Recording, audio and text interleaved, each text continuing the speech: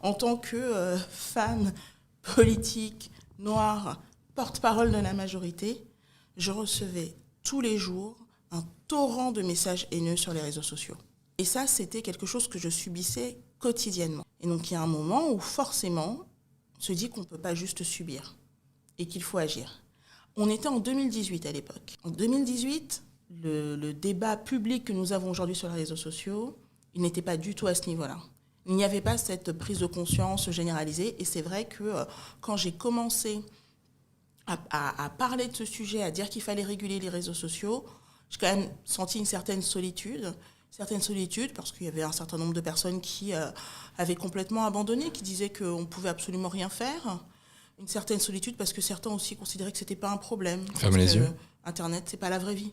Et donc, qui considèrent que si on a des difficultés avec ce qu'on vit sur les réseaux sociaux, mais il suffit de quitter les réseaux sociaux ou d'éteindre son téléphone portable. Ce n'est pas ça. Et aujourd'hui, ce dont je me réjouis, c'est que ce débat soit devenu un débat sociétal, qu'il y ait une prise de conscience généralisée, qu'il y ait une inquiétude généralisée.